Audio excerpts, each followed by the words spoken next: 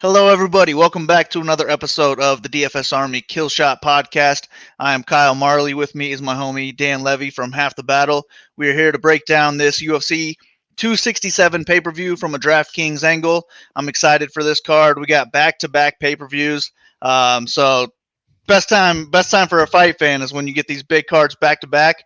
This one's an early one, 10:30, so get your lineups in early. But I can't wait for it. We got 100K up top, 15 fights on the card, so a better chance of getting that 100K solo. I can't wait. Are you looking forward to this one, Dan?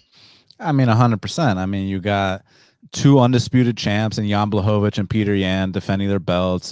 Two guys that I consider top 10 pound-for-pound fighters, plus the rest of the card is stacked. A bunch of badass Russian fighters, just an amazing card start to finish. So I'm very much looking forward to it. Hell yeah, can't wait. I think next week we'll probably do it behind the paywall for the DFS Army members. So try us out now if you haven't yet. We're crushing it at all sports. One of our DFS Army coaches for NBA, Keg, he hit 100K this week, and then I think he followed it up with another 5-figure win the next day. So we got it for all sports. Sign up now. Promo code Sleeveless will save you 10% every month. But let's get into this card. We got Ulaanbekov coming in on the curtain jerker, minus 390 against Alan Nascimento, plus 310. I think this is a pretty fun curtain jerker. What do you think of it? Yeah, definitely. I mean, Alan Nascimento 100% earned that UFC opportunity. If you haven't watched his fight with Raulian Paiva, I suggest you hit the pause button and go watch that fight right now, because I consider that to be the second best fight in Contender Series history, with the first being Sodiq Yusuff versus Mike Davis. I mean, Raulian Paiva versus Alan Nascimento was nonstop scrambles and just an amazing fight. So he went back to the regional scene, got his win, and now he's in the UFC, and deservedly so. And Ulaanbekov, he's a very tough, gritty Russian. Just sometimes I wish he kind of put his foot on the gas a little bit more. The reason I say that is because he's a minus 370 favorite here. So I kind of view this as a dog or pass situation, because I do expect it to be that dog fight. But being that it is in Abu Dhabi, for you to beat a Russian in Abu Dhabi, you got to put a stamp on it. You got to go out there and finish the guy. And I don't see Nascimento finishing him. So give me Ulaanbekov via close decision. But again, at the betting window, I don't think it's going to be a minus 400 situation. Yeah, I would agree. I think Ulaanbekov is just a better all-around fighter. I think he can keep this fight on the feet and just be the better striker, landing the harder shots. But I liked the pace from Nascimento on the feet, so I think he can hang volume-wise. But I think his best chance is going to be a submission, and that's where his ceiling will be for DraftKings as well. I'm okay targeting him because he's so cheap, and it's kind of hard to get to Ulaanbekov on this card because there's so many heavy favorites, and a lot of them will probably be grapple heavy, so you typically want to target those guys instead. We might need a knockout or a grappling heavy game plan from Ulaanbekov for him to get there, but I'm willing to take a couple shots on both these guys, and I guess if I had to go overweight to one of the sides, it would actually be Nascimento, because I would rather just get to those grappling favorites more so than Ulaanbekov at his price tag. But it should be a fun fight. Next fight on the card, I don't love it for DraftKings, but it's fairly high level fight. We got Damir Ismagulov versus Magomed Mustafaev. Damir is minus 235 versus Mustafaev plus 194. Break this one down for me. Yeah, I mean, it's a battle of two strikers. They just have two different styles of striking. I mean, with Ismagulov, it's more of the volume style. He's going to be picking his jab. He's going to be staying on the outside. It's going to be a lot of straight shots. He's the taller man here as well, has the reach advantage. And with Mustafaev, he's more of like a fast twitch, explosive guy. He's got more of that one-punch knockout power. I mean, this guy went out there and knocked out Rafael Fiziev. Definitely paid his dues in the UFC. So I definitely see the minutes being won by Ismagulov. It's just a matter of, is he going to get knocked out or not? And we saw in that last fight against Rafael Alves, who in his credit is a very hard hitter. There might be, if there's any, kink in the armor of Ismagulov, it might be the durability. So maybe Mustafaev can knock him out. And at plus 230, I see why people are wanting to take that shot. And on DraftKings, he comes out here and knocks out Ismagulov, you're going to get on that optimal lineup. But if he doesn't, I don't see him scoring highly at all. So it's really, from DraftKings perspective, it's Mustafaev or pass. But as a pure pick, I got to go Ismagulov by decision. Yeah, I agree with all that. With fight goes to decision at minus 174, just makes me not really care for the Ismagulov side. I'd rather target those heavy grapplers instead, where I see him winning this fight, basically point fighting on the feet for 3 rounds. He could probably win all 3 of those rounds. I just don't think he's going to score 100 plus points doing that. So that is why I don't really care for him. But yeah, if you think Mustafaev is going to go out there and get a knockout, then he will be a good play. He won't be very owned. So not against the Mustafaev, but since I'm picking Demir to get it done, I don't really have too much interest in him either. Now this next one though, I do have interest in on both sides really. We got Andre Petroski coming off of the Ultimate Fighter. He's minus 235 versus Hu Yaozong at plus 194. Petroski's gas tank is what makes me like this fight. He's kind of got to get it done early. If he does, he's going to score well because it's going to be grappling heavy. But if he doesn't, then Yao Zong could probably come back and put it on him late, maybe score well himself, get a late finish. So that's why I like both sides of this fight. But how do you see it going down?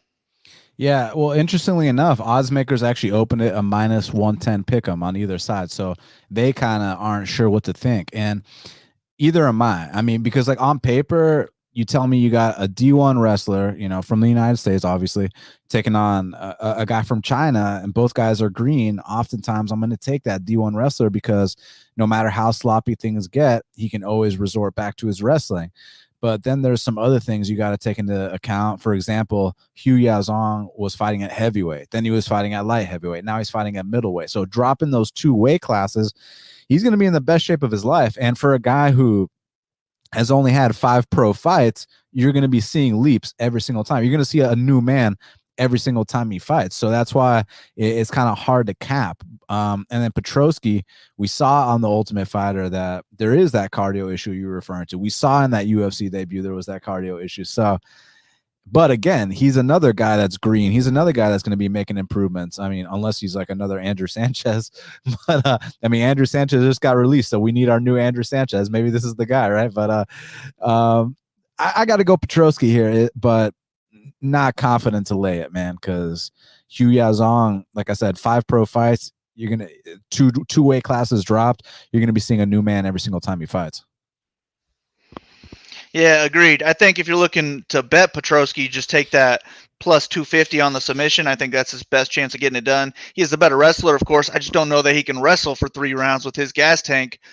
So I'd be worried if this went to a 3rd round, to be honest, if I had that money line ticket. But I do think he gets an early submission here, which is why I like him. But the gas tank's a big time worry, and if he gasses out after round 1, I don't know that the takedowns are there in round 2 and definitely round 3. And I thought that Petroski's last match was a really easy one for him, and he didn't get it done as easy as I would like him to. So I definitely worry about him just in general moving forward. But his style is good for DraftKings. He should be top control heavy after he gets takedowns. And if he gets that round 1 submission, he's going to score well. So I do like Petroski, but I'm going to have some shots on the underdog as well because I could see him being the path to 100K. If Petroski can't get the takedowns, I don't like what I've seen on the feed either. So I could just see him winning a striking match, if not knocking him out late. All right, next fight on the card, we got Lerone Murphy minus 330 versus Makwan Amirkhani plus 265. Talk to me about this one. Yeah, look, I think Makwan Amirkhani is an absolute beast for about 4.5 minutes. I mean, I think he's going to come out here, land takedowns on Lerone Murphy, maybe get a 1st round sub. However, if he does not get that 1st round sub, this dude hits a wall. And he's even commented after a couple losses that he's got some kind of health issue, like his kidneys dry out after those weight cuts, and it just affects his cardio in fights. And I don't think he's had enough time between fights to address that. And you know, we used to be able to make excuses. Oh, it was only Arnold Allen and Shane Burgos who are 2 top 15 guys. Well, now he's doing it against newcomers, right? So, all Lerone Murphy has to do is hold on for 5 minutes. Just hang tight, sit back, let this guy gas himself out. And if you do that, Lerone, you make it to that 6-minute mark, you make it to that 7-minute mark, Makwan's going to be shooting from a mile out. Makwan's going to be desperate, and that's where Lerone Murphy can truly take over. So give me Lerone Murphy via 2nd, 3rd round finish. Yeah, it's kind of how I see it going as well. But I definitely like Makwan on DraftKings because his path to victory is that early finish. He is going to be the better wrestler and grappler here early in the fight. And if he can get that first round finish at 6,900, I mean, well, first of all, 6,900 is a nice DraftKings price, if you know what I'm saying, especially with a guy who has a Tapology picture like he does. So that right there is going to get me overweight a little bit, I would say. But if he doesn't get that submission in round one, then Murphy's going to take over this fight. And I don't know that the power from Murphy's not going to put Amirkhani, as tough as he is, I think at some point he's going to land something heavy and put this guy away. And in round three, I'll take Murphy to be the better grappler as well. I think he would just have his way with them if it got that late. So I don't know how much Murphy I'll get, because if he does lose that first round, I don't know what his ceiling is going to look like in a second or third round finish. So I'd rather just target the other 9K fighters, but I think he'll be a lot lower on, so that's a reason to target him, and he has big-time power. He could get a knockout in the first round. But if I had to put one of these guys in my lineup, I'd rather take that $6,900 shot on Amirkhani and hope he can get that grappling done early and lock up a first-round submission, because then you're competing for the optimal lineup, and you're not going to have a whole lot of people that you're going to have to compete with. All right. Next fight on the card, we got Shamil Gamzatov versus Mikhail Oleksiejczuk. Shamil minus 148 versus Mikhail 126 plus 126. This is a fight I really am not looking forward to at all. I think this will be one of the slower paced fights on the card, mostly striking. And this is one of three underdogs, spoiler alert, on the card that I'm picking here, just because I think it's more of a toss-up fight. I don't know why Gamzatov is really even a favorite here. He hasn't really done anything to impress me, so I really look at this as a coin flip and give me the underdog every time on that. But talk to me about this fight. Yeah, I agree with you. I mean, Gamzatov was very unimpressive in that UFC debut. I mean, a lot of us thought he actually lost to Klidson Abreu. He's just kind of a low output, kind of got that Russian coast going on. And then with McCall, he's definitely got the more output. He's got the more volume. He's more aggressive. The only issue with McCall Oleksiejczuk is he's kind of small for the weight class. So you just got to note that every single time he fights. I mean, if he gets on his back, it's going to be hard for him to get back up. But aside from that, man, I think that he's got the balls and the style to come out here and win this fight. So give me McCall via knockout, actually. Well, knockout would put him more in play on DraftKings, and since I am picking him to win, I am interested in that reason, but I just think it's like a split decision type fight where neither guy scores well and maybe they get 60 points, which I'm not interested in. But if he gets a knockout, I don't think he'll be too owned, so that could be a good play if you think that's what happens. And I'll get a couple shares of him, but I'm not too interested in the Shamil side because there's so many favorites on this card that have 100-plus point ceilings, and I don't know that he's one of them unless he gets an early knockout. All right, this next one, I think this one could go overlooked a little bit on DraftKings, and I like both sides. We got Elizeu Zaleski dos Santos minus 210 versus newcomer Benoit Saint Denis plus 176. Break this one down for me, Dan. So Benoit Saint Denis definitely is a strong grappler from the French scene, beat some decent guys on that scene. I mean, he'll come out there. He's relentless with his takedown attempts, and he's got some funky subs, but we're dealing with a different caliber here in Zaleski, man. I mean, Zaleski, we're talking about a guy who knocked out Sean Strickland. We're talking about a guy that went to a split decision with Muslim Salikov. We're talking about a guy that knows what it's like to have a 7-fight win streak inside the UFC's octagon. So there will be some pressure on Elizeu just because, I mean, he's supposed to win this fight, and he doesn't have much to gain from this fight. I mean, he loses this fight, that's devastating for his career, and he wins this fight. He was supposed to win this fight, so there's going to be a lot of pressure on him, but I still think there's levels to this shit, and give me Elizeu Zaleski via Peruvian necktie submission. Oh, wow. That'd be impressive. Wouldn't completely shock me, I guess. But yeah, the Denis side, he's only in play because he's a decent grappler. If he can get takedowns, and Dos Santos has been taken down 17 times in his UFC career, if Denis can get one or two, maybe that's all it takes for him to lock up a submission. I think he is good once he's in top control. Once he's in a dominant position, he's good at looking good there. But however, I'm not impressed with his wrestling, and I think he's going to get dominated on the feet. I don't know that he can get a takedown. And with Dos Santos, since he's mainly a striker, I think everyone's going to lean towards these grapplers who are going to have 120-point upside, and that's what I think goes overlooked here is Dos Santos with that first-round knockout potential. That's how I see this fight going down. I don't think Denis will be able to get takedowns, and he can't stand with Dos Santos on the feet. So give me easy DS to get an easy knockout here in this fight, first rounder, 100-plus points. But on the other end, I do want some exposure to Denis because I don't think he's going to want to strike. So he should be going for takedowns early and often. If he can land them, then he's live in this fight. So that could score well. I'll get a couple lineups there, but I'm more interested in the Dos Santos side for sure. All right, next one we got newcomer Albert Duraev -350 versus Roman Kopylov +280. Looks primarily like a striker versus grappler matchup. How you see this one going down? Yeah, Duraev's a dude that's also paid his dues on the regional scene, and he's a mean, nasty fighter, man, and he deserves to be in the UFC. Kopilov's kind of more of a point striker, and man, I gotta say it was very alarming he got submitted by Carl Roberson in that fight. So yeah, give me Duraev here, man. I just think he's meaner, tougher, has got a higher ceiling, and he comes out here and gets this finish, he will be on that optimal lineup. I agree. Yeah, I like this fight a lot from both sides because all Duraev's losses are by knockout, and that's really the only way that Kopylov's going to win this fight is if he can land a knockout, because I don't think he's going to be able to keep it on the feet long enough to win a striking decision. But he does have power in his hands. That's really the most impressive thing about him. So the knockout potential is there.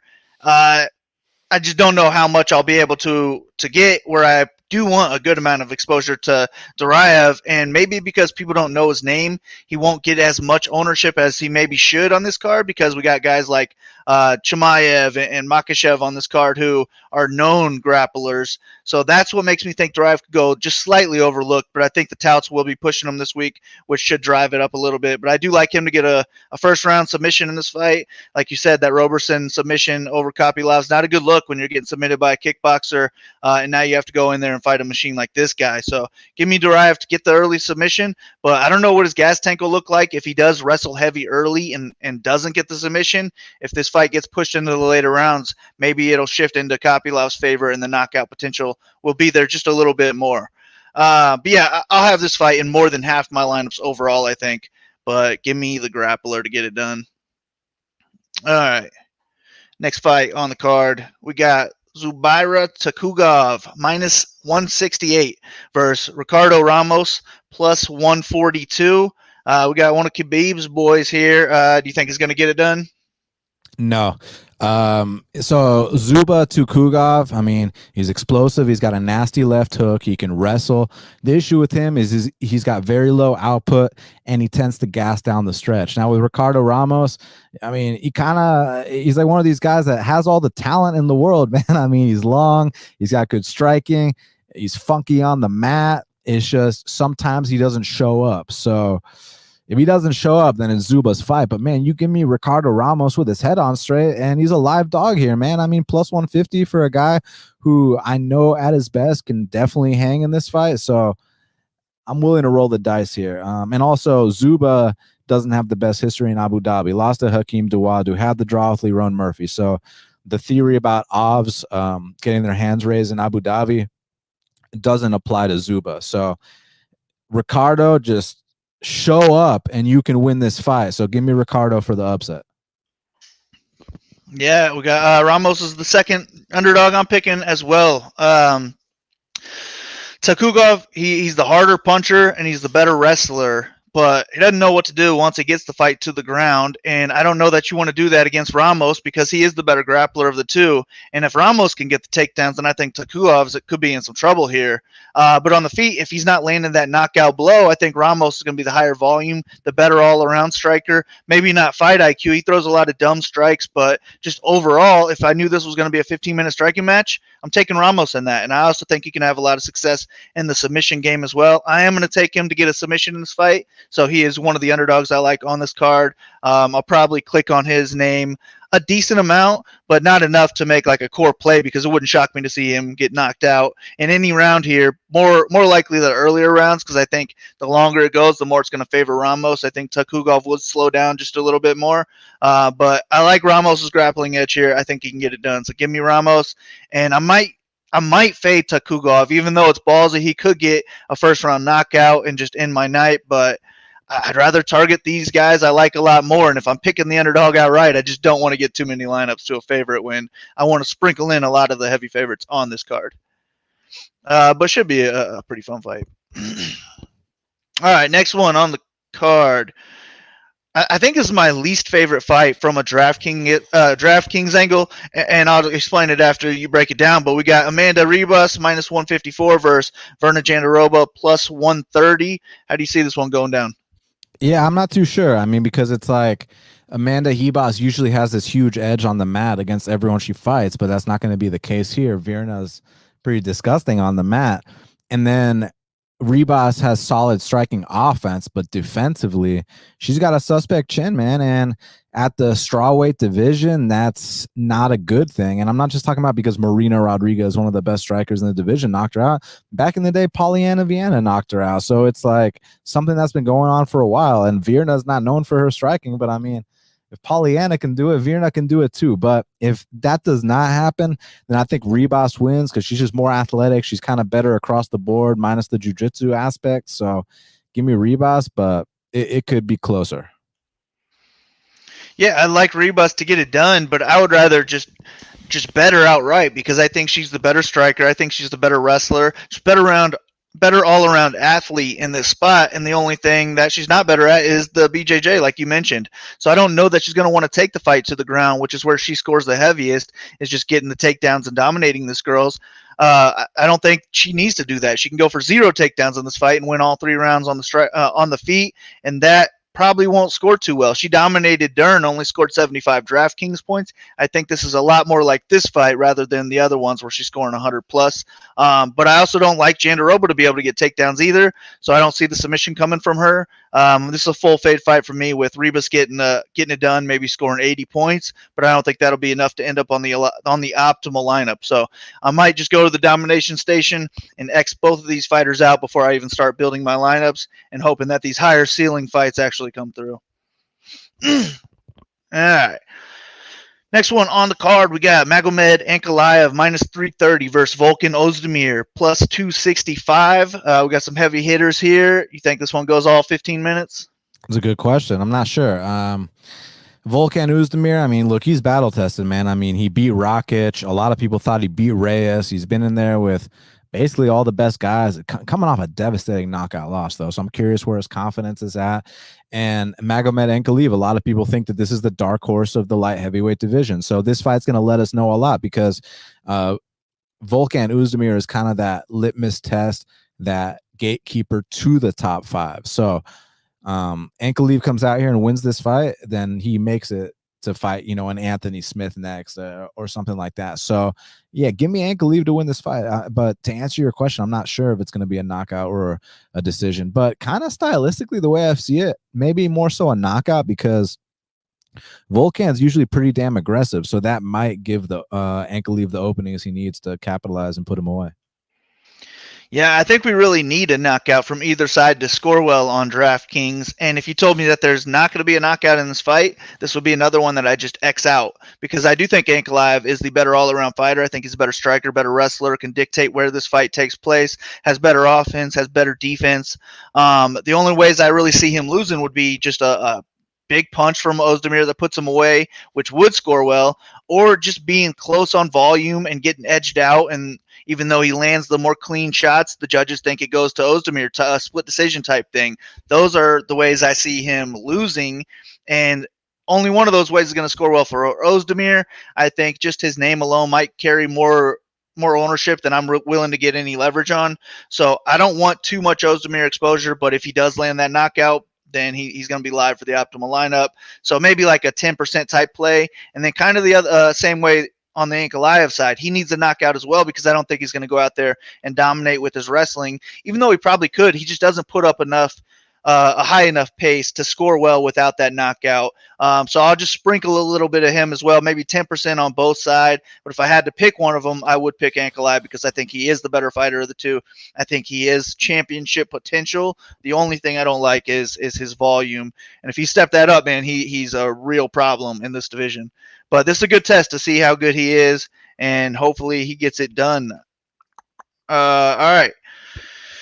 Next one, we got everybody's new favorite prospect, Kamzat Chimaev, minus 550 versus Li Jingliang, plus 410. I think it's going to be a good test anyways for Chimaev, but I'm looking forward to this fight. I think it could be a good one, and it'll let us know how good this guy is. If you can go out there and dominate Li Jingliang, then you probably are the real deal, and I think this guy could be the real deal. How do you see this one going down? Yeah, I mean, look, Li Jingliang has got a good history as the underdog, man. I mean, it's funny, like as a favorite, he'll drop the ball against Jake Matthews. He'll look horrendous against Neil Magny, but as I meant as a favorite, he'll look terrible against those guys. But as a dog, he'll go out there against Ponzinibbio and Zaleski and knock them both out. So it's hard to predict Li Jingliang fights, but Khamzat Chimaev, if he looks like he used to look like, because I know he had that bout with COVID, if he comes back the same or even a better version, he's got the skills to come out here and grind out Li Jingliang. And in addition to that, we saw his last fight, he's got that one punch knockout power too. And to take it a step further, in a lot of Li Jingliang's fights, he tends to get dropped in the early going. So give me Chimaev here to get it done. Yeah, I want some Jingliang exposure because I don't think anyone will have him, and I think he is live for a knockout win. I mean, we don't know how good Chimaev's chin is. He's only been hit one time in his 3 UFC fights, which is ridiculous in itself, but he might not have ever taken a punch, in a real fight like Jingliang is going to be thrown at him. However, I do think Chimaev's got just way more ways to get this done. He can get the knockout on the feet, he could win a striking decision, or he can maybe dominate this fight through the ground, which is probably his path to the highest score. And he doesn't need a finish to score 120 points here. I think he'd go out there, get takedowns every round, and if he's got the cardio to do so, he could put up 140 points in a decision win. So I definitely like Chimaev. I just think everyone else is going to like him the most as well. He'll be probably the chalk of the card, I'm thinking. And I don't know how much leverage I'm willing to get because there's a lot of guys on this card who could outscore him. I think there's a lot of 120 plus ceiling guys on this card. So I'll just be getting a lot of exposure to all of them, not going too heavy on any one of them, and hoping that I can get the right combo to hopefully take down that 100K. But I think Chimaev's in play in all formats. If you want to throw him in as your first play in cash, I think that's fine. But I am looking forward to this fight, and I think it will prove a lot of things one way or the other. And for his sake, I kind of hope he gets it done because I wouldn't mind to see that hype train keep rolling on. All right. Which one? All right, next fight on the card, we got Alexander Volkov minus 290 versus Marcin Tybura, who's been on a nice win streak lately. He's coming in at plus 235. How do you see this one going down, Dan? Yeah, I mean, look, Tybura has turned things around. I mean, at one point he had lost 4 out of 5, and it looked like it was the end for him, but now he's on a 5-fight win streak. He's been doing his thing.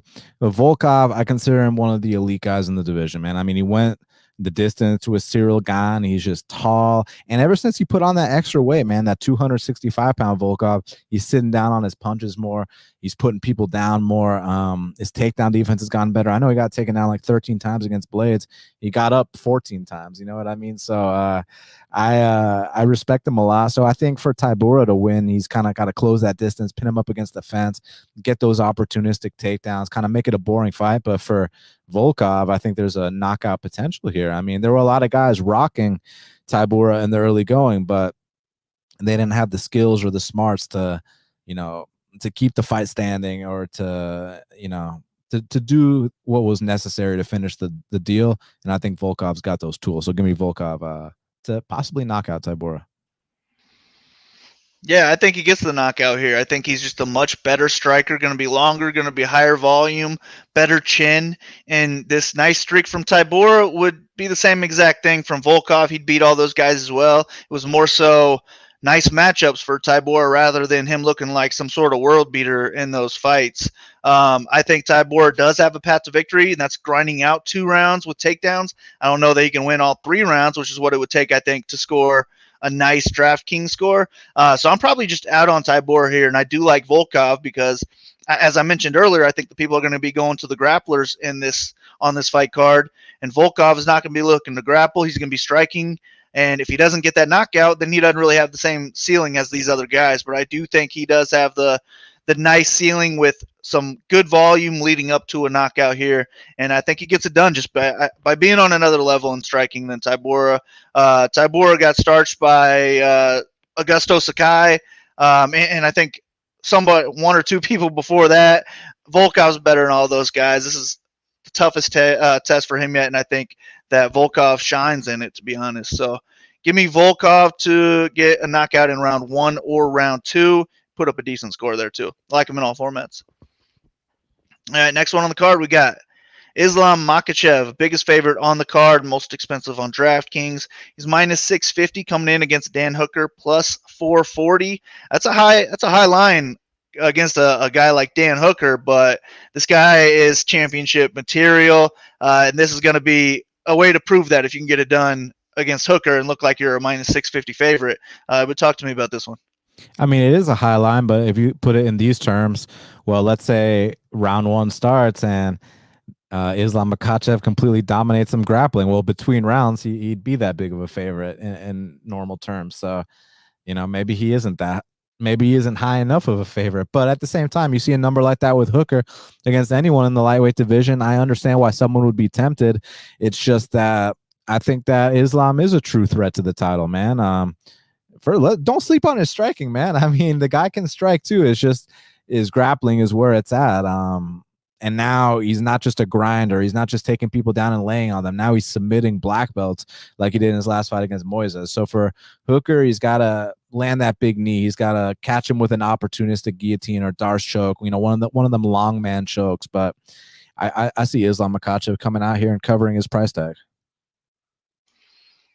Yeah, I think he has to grapple really from start to finish here because he doesn't have the striking edge in this one, and that's where the danger is going to be. I mean, maybe Hooker could get a sub out there. That'd be really impressive, but I think Islam's just much more likely to get that submission, and he's going to be the one landing the takedowns. So it's hard not to like Makachev. He could go out there and get 8 takedowns in this fight, have 12 minutes plus of top control time. You don't need 5 rounds to score 120 points when that's what you're doing. So if you can afford him as the highest price guy, I'm definitely cool with Islam. I like him in all formats. But as I've mentioned plenty of times, there's a lot of those big favorites who could put up that score. So I don't think we have to force him into lineups. And on the other side, I think Hooker is live for a knockout here. Makachev's been knocked out by a lesser striker than Hooker. Wouldn't shock me to see it happen again here. Hooker won't have much ownership at all either, so I'm okay with a shot or two on him in large field GPPs in case that does happen, especially if I end up heavy on the Islam side. I would want a couple hedges on Hooker as well. But I do expect Islam to go out there and just put on a grappling clinic, control this fight for most of the time. If he doesn't lock up a submission, then just get maybe like a 30-25 type decision because this guy's a beast on the ground. All right. Now we get into our title fights on the card. This is my favorite fight for sure. This is one I've been waiting for years. I've called these guys future champs for like 2-3+ years now, and now we finally get to see it go down. We got Petroski coming in minus 265 versus Corey Sandhagen plus 205. This should be an action-packed fight with two of the highest level strikers in the division. Break it down for me. Well, firstly, Peter Yan is the undisputed champ. I mean, you can't sit here and look me in the eye with a straight face and tell me Aljamain Sterling's the champ. Now, that's no disrespect to Sterling. That's not me saying he sucks. I think Aljamain Sterling is the clear-cut #1 contender in that division, and I look forward to him getting the winner of this fight. But Peter Yan is the best bantamweight on planet Earth. I mean, Piotr Yan's a guy that he's so damn well-rounded. I mean, he's got 8 UFC fights. He's landed 9 knockdowns in those 8 UFC fights. Who else comes out there? Jose Aldo is known for that incredible get-up game. Who else is out there holding down Jose Aldo and pounding his head in until the ref steps in and stops the fight?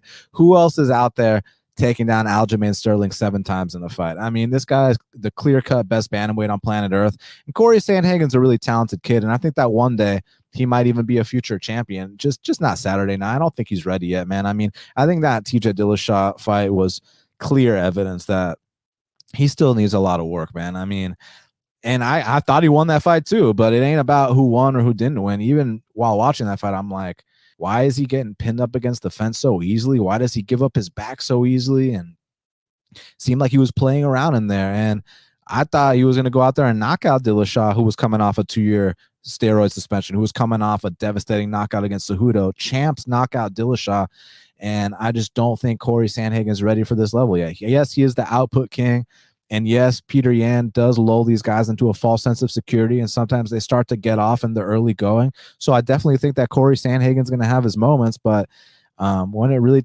comes time to dig deep, I think that Peter Yan's going to be landing the more impactful shots, is going to be getting takedowns of his own, and eventually is going to put Corey Sandhagen down. So give me Peter Yan to defend his title, and still. Yeah, I could see it going down that way. I think he's going to have to land a couple takedowns along the way. I think that's really where he's looked the best. He's just kind of been dominating people with takedowns as well. I mean, he's a hell of a striker. I think he beats maybe anybody on the feet as well. But Sandhagen's going to be the taller, longer guy. He's got good footwork. He's going to be dancing along the outside of the cage, not turning this into a brawl. And I don't know that Petroski can get there in a striking-based decision if he's not landing knockdowns, not landing takedowns. However, this guy is a beast with volume. He's got big-time power. He does have the wrestling edge, so he has a lot of paths to get there. But Corey Sandhagen, on the other hand, if he gets the win, I think it's going to be a lot easier for him to make it on the optimal lineup, competing with other underdogs who won, because there's like 7 favorites on this card who could score 120 points. If Yan goes out there and gets the win, it doesn't mean he's on the optimal lineup. So not only do I like Sandhagen more as a DraftKings play, but I think this line should be a little bit closer than it is. I think these guys fight 3 times in their career, and I think Sandhagen will win at least one of them. So give me Sandhagen to get it done. I mean, if they're going to give me these odds every one of the times, I'll just keep picking Sandhagen because I think that there's a little bit of value on that side. I think you can win the striking here, take 3 rounds on the scorecards, but I just think it could be a split decision where it goes either way. Petroski is a monster, but he was losing on the feet to Aljamain Sterling in the first 2 rounds, and then he didn't look like an animal until Sterling just completely gassed out and had nothing left. I expected more from Yan in that fight, but he made Aljo quit and take the belt the wrong way, so there's probably not a lot of people that could do that either. I can't wait for this fight. Really don't care too much, I guess, who wins, because I love both these guys. I think they'll be at the top of the division for a long time. I think we will see this fight again, but I'll take the odds on the underdog here. Give me Sandhagen to get the job done. He's my 3rd and favorite underdog on the card to target. He is a core play for me just because, like I mentioned, if he gets the win, I think he puts up a score that will have a good chance of being on the optimal lineup. But can't wait for that fight. That's been my favorite fight on paper in the last year plus. Pumped for that one. All right, last one, main event. We got Jan Blachowicz. We got minus 355 versus Glover Teixeira, getting his last shot at the belt at plus 270. If he's going to get the belt, it has to be right now. This is maybe his last fight. I think it should be his last fight, win or lose.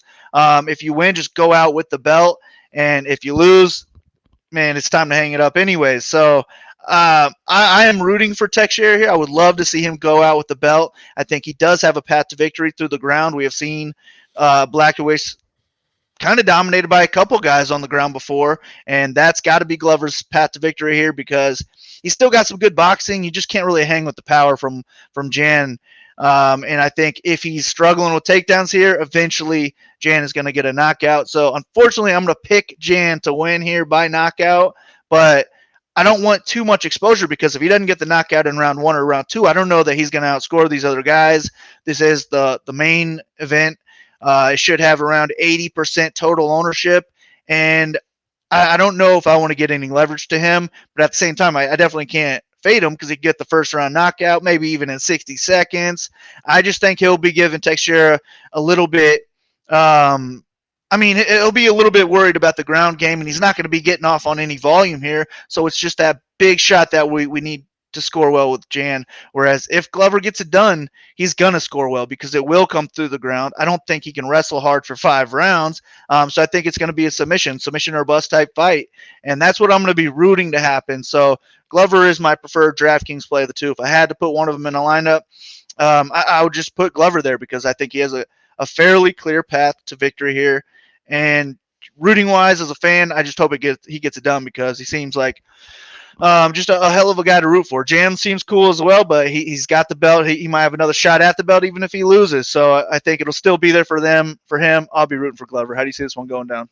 Yeah, I mean, look, it's hard not to root for Glover as a fan. I mean, what's not to love? It's Glover Teixeira. The guy's a badass, and to make it to the spot he's in, not only because of his age, but also the adversity he's overcome in fights where he gets dropped and then he ends up submitting the guys. So it's pretty badass. The issue is that these guys like Thiago Santos and Carl Roberson, they're great strikers. It's just they got suspect defense on the mat when they get their backs taken, or Iwan Kutalaba, suspect gas tank, suspect submission defense.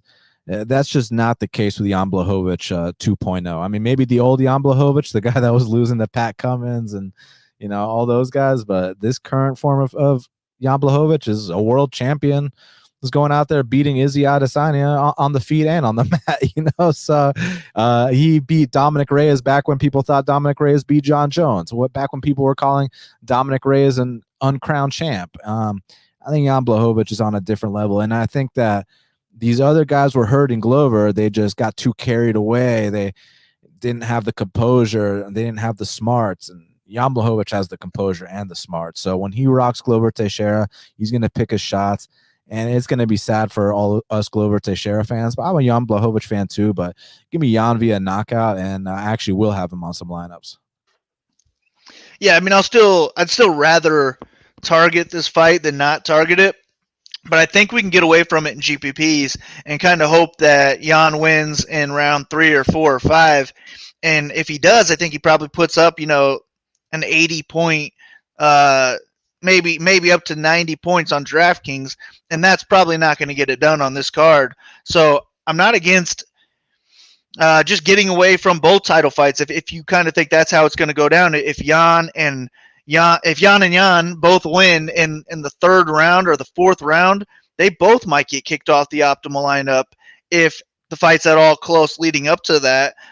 So just for ownership purposes, I would kind of think about that as well. Even though we got 15 fights on the card, I still think ownership's going to flock to a lot of the same guys. It could make lineups look a little similar. So if you're trying to get different, trying to take down that 100K, maybe getting away from these title fights could be a way to do it.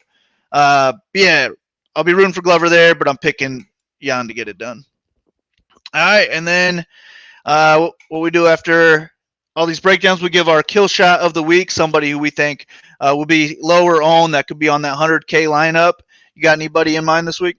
Yeah, I'm going to go with one underdog and one favorite. So my favorite that I think is going to be underlooked just because there's so many exciting Russians on the card to target, I'm going with Elizeu Zaleski dos Santos, man. I think that he's fully capable of a lot of violence. And I think on a lot of cards that aren't this card, he'd be, a highly targeted guy. But here, since you got the Chimaevs, you got the Ankalaevs, right? So you got the Duraevs. Like, I think those are the guys that people are going to be targeting most. And I think that Zaleski might kind of go under the radar. So give me Zaleski to get a finish. And then underdog-wise, see, I'm not sure that this underdog is going to score highly, but I think that a win is still better than nothing, especially if you're trying to pay up for the Chimaev. So give me Ricardo Ramos to get this upset.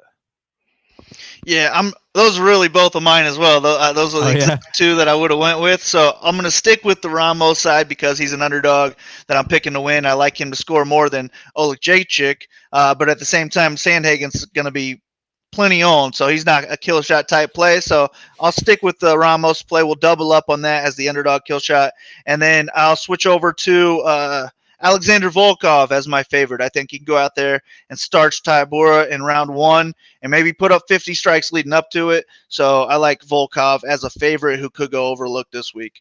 But we got a hell of a card. Can't wait for it. Make sure you get those lineups in early, 10:30 a.m. start, Eastern time that is.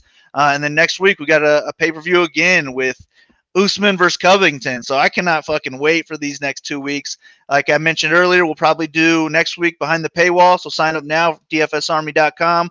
Promo code Sleeveless will save you 10% every month. I think you'll like it and stick around. If you do sign up, hit us up in Slack chat. I'll be answering questions there if you got them. So good luck to everybody on this card. Good luck to you, Dan. Thanks for breaking down this card for me. Good luck to all the DFS Army listeners. Good luck to everyone else listening as well. We'll see you next time.